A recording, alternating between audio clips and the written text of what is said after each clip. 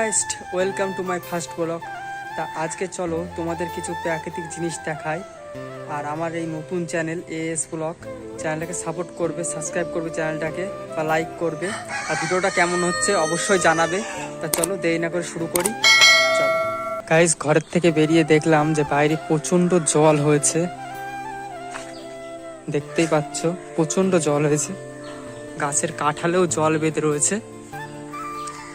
ঘরের পিছন সাইডকে দেখবো যে কেমন জল বেঁধেছে। চলো, ওই যে রাস্তা আর এই যে ঘরের পিছনে নালা, এমনি জল গেছে, প্রচণ্ড জোরে জল হয়েছে আজকে।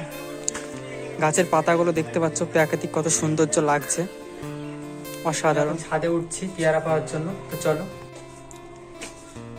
ফাইনালি দেখতে পাচ্ছ ছাদে উঠে পড়েছি, গাছে পেয়ারা পেকে রয়েছে। গাইস, এইগুলো হচ্ছে আমাদের পেয়ারা গাছ, আর গাছে কত পেয়ারা পেকে রয়েছে দেখো। তো এখন আমি একটা পেয়ারা পারবো, কাঁচা পেয়ারা, পাকা পেয়ারা আমি খাই না। তো চলো খুঁজে দেখি পাই কিনা। চলো, ওই যে পেয়েছি অনেক দূরে, ওটাকে এখন লাঠি বাড়িয়ে পারতে হবে। চলো পেরে নিই। ফাইনালি পেয়ারাটা পেরে ফেলেছি, খেয়ে দেয় কেমন। ভালো জল হয়েছে বলে ছাদের অবস্থাও এমন। চলো অ্যালোভেরা গাছটা দেখে নিই কতটা সুন্দর লাগছে এখন। এমন হয়ে গেছে, আমি যত্ন করি না, ওই জন্য অ্যালোভেরা গাছ এমন হয়ে গেছে।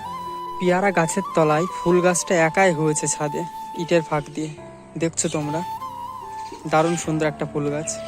তো গাইস, আজকের ব্লগটা আমি এখানেই শেষ করছি। চলো সামনে একটা নতুন ব্লগে দেখা হবে। চ্যানেলটাকে অবশ্যই সাবস্ক্রাইব করবে।